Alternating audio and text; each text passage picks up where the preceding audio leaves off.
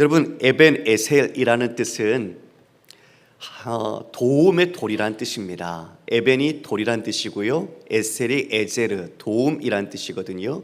이 도움의 돌이란 뜻을 갖고 있는 단어인데, 에벤에셀, 과연 이 돌로 이 에벤에셀의 이름을 붙이는 건 어떠한 배경, 어떤 스토리가 담겨 있을까요?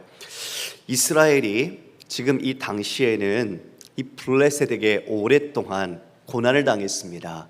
지금 이 시대는 사사기 말기, 즉 영적 암흑기였습니다. 잘 아시는 것처럼 그 시대는 왕이 없으므로, 물론 하나님은 왕이셨지만 그들이 하나님을 인정하지 않았고 자기 각기 소견에 오른 대로 행했던 시대였죠.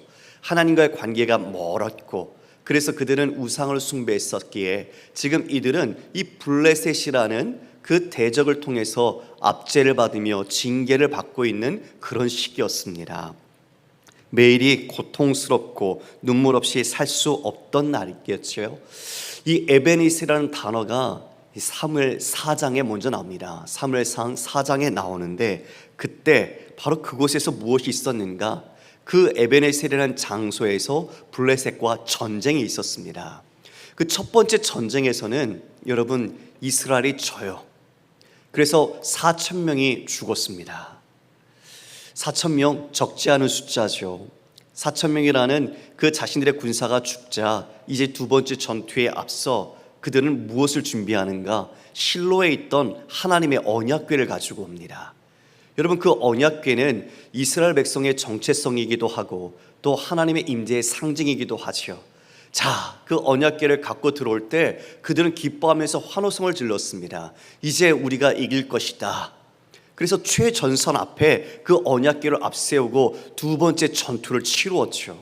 그런데 그 두 번째 전투, 여러분, 이겼을까요? 졌을까요? 하나님과 상관없이 형식적인 모습과 종교적인 모습은 우리에겐 아무런 능력이 없어요. 그것이 우리에게 승리를 주지 못한다는 거죠. 아무리 그 열심과 의지로 그 실로에서 가져오고 그것을 앞세우며 그들이 용기 있게 나갔지만 그들에게 주어진 건 다 모든 걸 잃는 것이었습니다. 다 잃었습니다. 언약궤마저도 빼앗겼고 홈리와 비나스도 죽었고 무려 3만 명의 군사가 도륙을 당했습니다.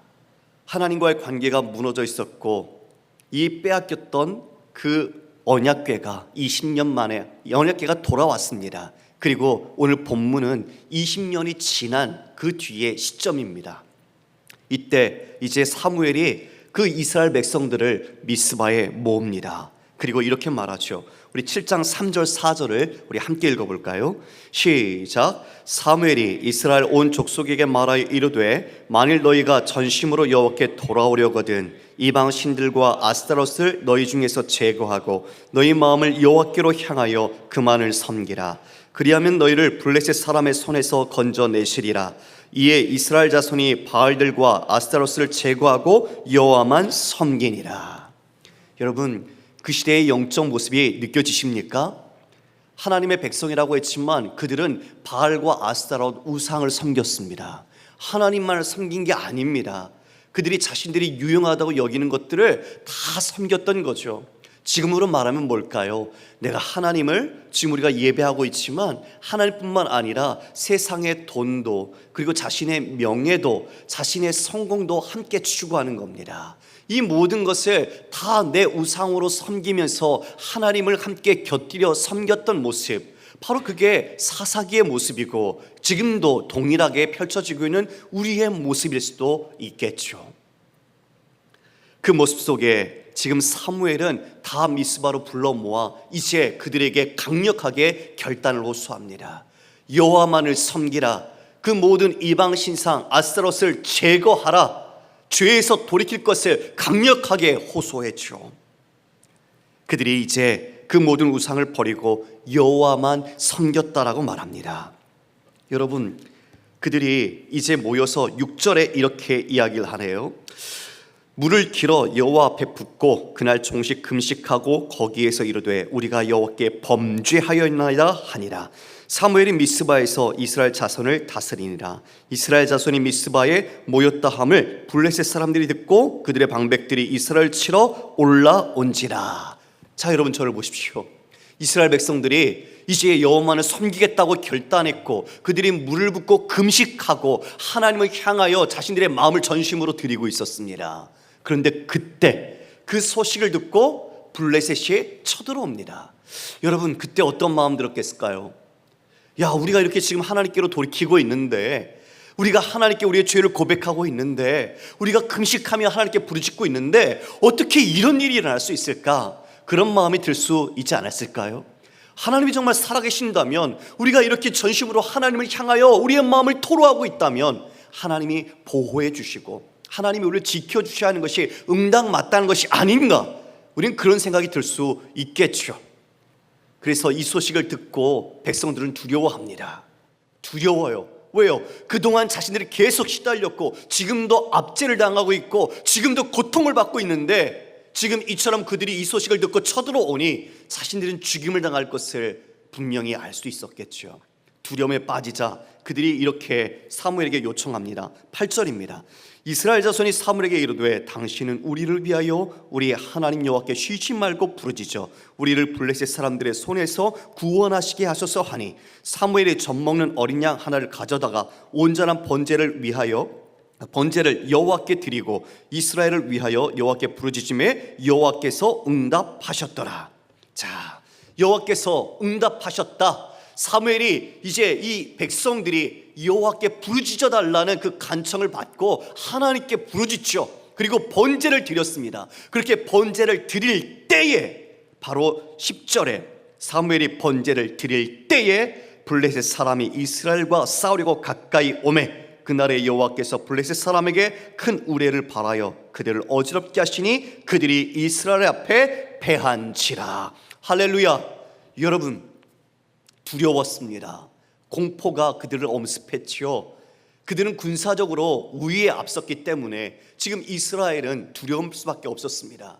사무엘은 하나님 앞에 부르짖었습니다. 그런데 그 번제를 드릴 때에 지금 그들이 쳐들어왔지만 놀라운 하나님의 응답, 기도의 응답이 이와 같이 그 우레를 발하심으로써 그들이 어지럽게 혼란하게 하셔서 이스라엘이 승리하도록 하나님께서 역사하셨습니다. 바로 이 승리, 이 보호하심, 이것을 위하여 지금 에벤에셀 그 돌 하나를 취하여 이와 같이 세우게 되었죠. 바로 이것이 이 배경의 스토리입니다. 성도 여러분, 지금 이 이야기는 단순히 입지전적인 하나의 승리를 기록한 내용이 아니라 하나님께서 그들과 어떻게 행하시며 이스라엘 백성들을 어떻게 하나님과 관계를 해야 하는지 바로 그것을 우리에게 가르쳐 주는 거죠. 여호와께서 여기까지 우리를 도우셨다, 바로 그렇게 표현한 그 모든 도우심이란 과연 무엇일까요? 패배했던 장소였던 바로 에벤에셀, 그 이름을 그 돌에 붙인 까닭은 무엇일까요?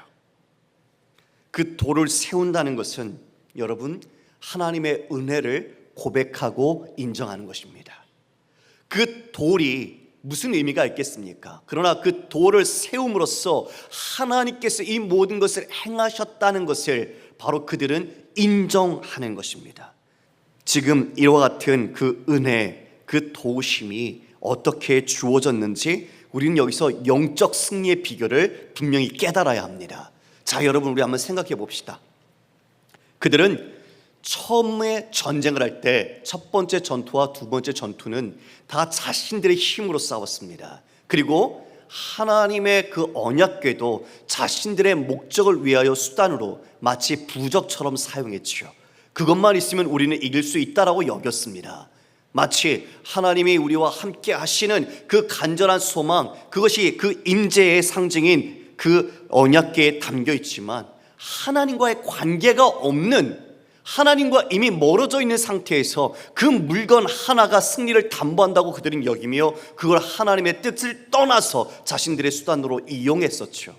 하나님을 이용하려고 했을 땐 여지없이 패배했습니다. 승리가 아니라 도륙을 당했고 아픔과 상처를 누려야 했습니다. 그러나 이제는 그 그들이 돌이키고 하나님 앞에 어떠한 모습을 가리켰죠? 그들이 진정 회개했습니다. 우리가 여호와께 범죄하였나이다. 그리고 하나님 앞에 그들이 그 하나님만을 섬기기 위하게 결정하고 그 모든 우상을 다 제거했습니다. 그리고 이어 하나님께 기도하며 하나님 그분만을 섬기는 중심으로 돌아왔습니다. 여러분, 이것이 지금 이 에베네셀의 도움을 입을 수 있었던 놀라운 영적 비결입니다. 우리는 이것을 오늘 우리의 마음속에 새겼으면 좋겠습니다. 우리 첫 번째와 지금 이와 같이 큰 승리를 거둔 하나님의 도우심을 입은 데 가장 획기적인 변화는 상황에 있지 않았습니다. 그들은 군사력은 여전히 약했어요. 힘은 없었습니다. 그러나 첫 번째 하나님을 이용할 때는 있는 것마저 모든 것을 다 뺏겼지만, 두 번째 그들이 하나님께 자신을 내어 드릴 때 그것은 곧 하나님을 얻는 결과를 갖고 왔습니다. 첫 번째는 다 이렇지만 하나님께 그들이 돌이켰을 때는 하나님께서 주시는, 즉 하나님을 얻는 놀라운 은혜, 도움을 입었다는 겁니다. 그래서 그들은 이 승리를 거둘 수 있었고, 이것을 위해 이 돌에 바로 자신들의 가장 수치스러운 이름이었던 에벤에셀을 붙임으로써 하나님의 승리와 하나님의 은혜를 이처럼 나타냈던 것이죠. 하나님은 도구가 아닙니다. 하나님을 도구로 삼을 땐 모든 것을 잃을 겁니다. 얻었다 할지라도 오히려 해가 될 것입니다. 그러나 우리가 하나님께 나아갈 때, 내 자신을 하나님께 드릴 때 우리는 하나님께서 우리 자신을 받아주시고 우리는 하나님과의 관계가 회복되며 하나님을 얻게 됩니다. 그것이 진짜 승리의 비결이고 도움을 얻는 하나님의 은혜의 방법인 것이죠. 불평과 원망이 있을지라도 그 이면에 하나님께서 역사하셔서 우리를 이 자리까지 인도하신 것은 하나님의 도움이 없이는 절대 불가능한 일입니다. 그러므로 여러분이 마치 하나의 돌처럼 세워진 여러분의 삶이 에벤에셀, 하나님이 여기까지 나를 도우셨다는 것을 여러분의 모든 삶에서 사람들에게 증거하는 기념비와 같은 존재인 거죠. 이 돌을 세운다는 것은 하나님의 은혜를 인정하는 것뿐만 아니라 하나님을 기억하기 위한 것입니다. 여러분, 참 망각이라는 것은 믿음의 적입니다. 그래서 우리는 영적 기억 상실증을 경계해야 됩니다. 하나님께서 베푸신 은혜와 그 사랑은 우리가 너무 쉽게 잃어버리는 것 같아요. 기도해서 응답받았는데 그 응답받은 것은 한때는 즐거운데 또 다른 필요와 아픔이 생기면 우리의 마음엔 감사보다는 오히려 그 필요, 원망이 더 차지하면서 하나님께 우리가 그 은혜를 기억하지 못하는 모습들이 있습니다. 오히려 상처와 아픔은 오래도록 기억하지만 하나님께서 주신 그 은혜와 사랑은 쉽게 잊어버리더라는 것을 보게 되죠. 믿음과 감사는 은혜의 기억에서 자라고 깊어집니다. 우리의 믿음과 감사는 하나님과의 은혜의 관계, 은혜의 기억 속에서 자라가는 거죠. 그래서 기억은 믿음의 토대가 됩니다. 그래서 우리에게는 믿음의 유산들이 있어야 돼요. 여러분들도 삶에 하나님과의 관계의 기념물을 세워야 합니다. 여러분, 처음에 이스라엘 백성들이 가나안 땅에 들어왔을 때 그들은 요단강을 건널 때 그 돌 하나씩을 갖고 왔죠. 각 지파 총 12개의 돌을 가지고 와서 가나안 땅에 건너와서 그것으로 돌로 기념비를 세웠습니다. 그걸 세웠을 때 왜 세웠습니까? 훗날에 이와 같이 백성들이 이 돌이 무엇이냐 묻거든 그것은 바로 이 요단강을 건널 때 하나님께서 도와주셨음을 기억하도록 하기 위한 것이다. 기억하기 위한 것이죠. 기억하지 않으면 잊어버려요. 잊어버리면 우리는 성장하지 못합니다. 우리는 믿음의 유산과 기억의 토대, 바로 그 감사와 믿음이 우리에게 주어진 하나님의 은혜를 기반으로 우리가 자라가야 하는데, 우리가 이 기반이 불평과 원망이면 믿음과 감사가 싹틀 수가 없습니다. 그래서 여러분, 돌아보십시오. 여러분의 올 한 해 하나님께서 여러분에게 어떤 은혜를 베푸셨는지 한번 생각하셨으면 좋겠습니다. 혹시 기도 노트를 작성하신 분 계십니까? 기도 노트에 간절하게 기도했던 소망들이 어떻게 하나님께서 응답하셨는지 여러분들이 기록하셨다면 그걸 한번 1월 달부터 한번 거슬러 되짚어 보십시오. 그것은 바로 하나님이 여러분들을 어떻게 은혜로, 사랑으로, 그리고 자비와 인도하심으로 이끄는지를 분명히 증거하는 것이 될 겁니다. 그것은 여러분에게 믿음의 유산이 되고, 여러분들이 다시 이 모든 현실이 어려울지라도 하나님을 의지하고 나갈 수 있는 믿음의 중요한 도구가 될 수 있죠. 바로 그게 지금 우리가 해야 할 일입니다. 여러분, 자리를 마련하십시오. 가족끼리 같이 서로가 어떠한 에베네셀의 은혜를 한 해 동안 하나님께 입었는지 서로 나누십시오. 목장에서 함께 나누십시오. 우리 목원들끼리 함께 하나님이 내게 이런 은혜를 올해 붙들어 주셨고 이끌어 주셨습니다. 비록 나는 여전히 연약했지만 하나님이 내 가정과 내 삶에 이 은혜를 베풀어 주셔서 내가 이 은혜 속에 지금 이 자리에 있습니다. 이것들을 서로 허심탄회하게 나누십시오. 나뿐만 아니라 우리 상대방에게, 가족에게, 서로에게 임한 하나님을 서로 나눌 때 우리는 그 모든 은혜의 기념비를 더 굳건하게 세워갈 수 있을 것입니다. 기억은 과거를 묶는 사슬이 아니라 새롭게 미래를 여는 문이 됩니다. 그래서 지금 이처럼 이들은 아픔의 상처였던 그 에베네셀을 바로 그 돌에 이름에 붙임으로써 상처와 수치를 씻어내고 이제 앞으로 향하게 됩니다. 여러분, 여기까지 여호와께서 도우셨다면 그것으로 끝난 걸까요? 아니요. 여기까지 도우신 하나님에 대한 믿음은 앞으로 나아가는 거죠. 그 하나님은 과거의 하나님이 아니라 여전히 함께 하시고 미래로 우리를 이끄시는 하나님이시죠. 그래서 여기서부터 이제 새로운 삶이 이루어지는 거죠. 여기까지 도우셨으나 바로 여기까지가 여기로부터로 바뀌어서 바로 우리에게 새로운 희망과 하나님의 믿음의 발걸음을 내딛는 2026년도로 이끌어가게 되는 겁니다. 바로 우리가 그 은혜를 카운트해야 됩니다. 하나님께서 이 사무엘에게 그토록 20년이 넘는 시간 동안 고통과 영적인 아픔을 사무엘은 느꼈겠지만 이 승리를 통해 위로하시고 격려하신 것처럼 또한 이스라엘 백성들은 이 에베네셀의 돌을 세움으로써 하나님의 언약 백성의 정체성을 다시 굳건히 할 수 있었던 것처럼 우리도 이 모든 은혜의 기억들, 하나님의 믿음의 이 표지들을 우리도 세울 때 우리의 삶이 지금 연약하고 부족하더라도 새로운 믿음으로 굳건하게 나갈 수 있는 겁니다. 하나님은 포기하지 않으십니다. 하나님은 선하신 분입니다. 그분은 우리를 늘 붙들어 주시는 분입니다. 바로 그 영원한 의지와 하나님의 열심은 예수 그리스도를 십자가에 못 박을 정도로 지금도 우리를 사랑하고 계심을 믿으시길 바랍니다. 예수 그리스도의 대속의 십자가, 바로 그것이 우리의 영원한 에베네셀입니다. 오고 가는 그 모든 인류를 위하여 우리 예수님께서 십자가에 서셨습니다. 십자가에 달리셨습니다.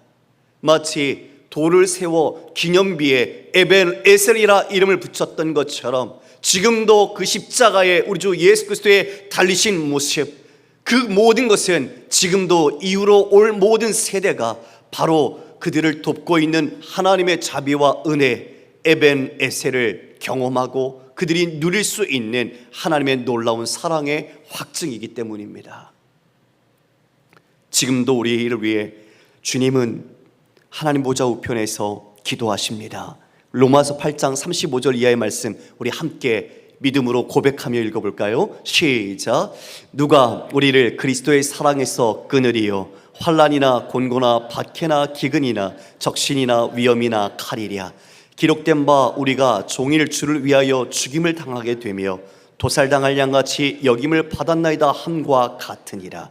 그러나 이 모든 일에 우리를 사랑하시는 이로 말미암아 우리가 넉넉히 이기느니라. 내가 확신하노니 사망이나 생명이나 천사들이나 권세자들이나 현재리나 장래리나 능력이나 높음이나 깊음이나 다른 어떤 피조물이라도 우리를 우리 주 그리스도 예수 안에 있는 하나님의 사랑에서 끊을 수 없으리라. 여러분, 로마서에 기록된 말씀 아시는 것처럼 기독교인들이 수많은 박해와 고난을 당하고 아픔을 겪을 때입니다. 도살당할 양같이 자신들이 여김을 받았다고 고백하고 있지 않습니까? 삶의 희망이 보이지 않고 세상 사람들로부터 지탄과 비난을 받고 어리석다라고 평가받을 수 있겠죠. 그러나 그때 그들은 무엇을 바라봅니까? 어떠한 기념비를 세웁니까? 바로 예수 그리스도 안에 있는 하나님의 사랑, 끊이지 않는 하나님의 사랑, 바로 그들의 마음속에 세워진 에베네셀의 주님의 그 은혜를 그들은 바라봅니다. 그러므로 그 사랑에서 누구도 끊을 수 없다는 믿음의 귀대한 고백, 사도 바울을 통해 이 고백이 우리에게까지도 여전히 에베네셀의 하나님의 도우심으로 우리에게 증거되고 있지 않습니까? 여러분, 블레셋에게 빼앗긴 그 언약궤 과연 어떻게 되었을까요? 돌아왔다고 말씀드리는데 그것은 패배였을까요? 그것은 실패였을까요? 여러분, 아니요. 하나님은 패배하지 않으셨어요. 왜일까? 언약궤가 블레셋 아스돈에 있는 다곤 신전에 전리품처럼 놓여졌습니다. 다곤 신상 앞에 놓여져 있었죠. 그런데 다곤 신상이 엎드려졌어요. 꼬꾸라진 겁니다. 그것을 다시 세웠습니다. 근데 그 다음날 보니 다시 다곤 신상이 엎드려졌는데 목이 잘리고 두 손이 잘려 있었죠. 그리고 바로 그 아스돗에는 독종이 생겼습니다. 이에 그들이 두려워해서 이것을 가드로 옮깁니다. 언약궤를 가드로 가져갔더니 그곳에서 똑같이 종기가 창궐하여 고통을 받습니다. 그래서 이것을 다시 옮겨가죠. 어디로요? 에그론으로 옮겨갔습니다. 에그론 사람들이 뭐라고 외친 줄 아십니까? 우리를 죽이려고 이와 같이 가져왔느냐고 외쳤어요. 그들이 승리의 전리품으로 삼으면서 이와 같이 조롱하고 자신들의 위협을 그와 같이 자랑하려고 했던 그 언약궤는 그곳에서도 하나님은 일하고 계셨고 그들에게 하나님의 능력을 나타내고 계셨고 하나님은 패배가 아니라 승리를 보여주고 계셨어요. 그래서 언약궤를 가져간 지 7개월 만에 그 블레셋이 자신들 스스로가 암소의 수레에 그 언약궤를 실어서 보냈지요. 그 유명한 베스메스로 가는 소, 그 암소가 자기 어린 송아지들이 그들을 바라보며 울지만 그들은 그 방향을 흐트리지 않고 베스메스로 곧장 달려갔던 그 모습. 여러분, 하나님은 한 번도 쉬지 않으셨습니다. 한 번도 포기하신 적이 없습니다. 하나님은 패배와 절망같이 느껴졌던 이스라엘 백성들의 그 시기에도 하나님은 하나님의 일을 하고 계셨고 하나님은 승리하셨고 하나님은 그들을 위하여 역사하고 계셨습니다. 우리가 한 해를 마감하면서 내가 무엇을 했나가 아니라 하나님께서 무엇을 하셨는지를 바라봅시다. 지금의 상황이 마치 절망과 패배한 모습처럼 여겨질지라도 하나님은 여전히 여러분들을 위해, 나를 위해 쉬지 않고 일하고 계십니다. 우리가 깨닫고 알지 못하지만 하나님은 여러 사람과 사건과 환경을 통해서 지금 우리에게 가장 선한 일들을 이루어가고 계십니다. 바로 그것이 에베네셀, 우리가 다시 한번 이 마지막 시기에 주님 앞에 내어드려야 할 은혜의 표지가 아닐까요? 우리가 내 자신에게, 우리 가정에게, 교회에게 우리가 함께 이 에베네셀의 기념비를 세웠으면 좋겠습니다. 우리가 넘어지지 않도록 붙드시고 이 자리까지 지켜주셨습니다. 여기까지 온 게 기적이었습니다. 우리 모두가 이렇게 고백했으면 좋겠습니다. 여호와께서 여기까지 나를 도우셨다. 이 고백이 우리 25년도 매듭을 짓는 주님의 신앙의 고백이자 또 26년도 새롭게 하나님께 믿음으로 여기서부터 나가는 새로운 에베네셀의 은혜를 경험하는 역사가 있기를 주님의 이름으로 축원합니다.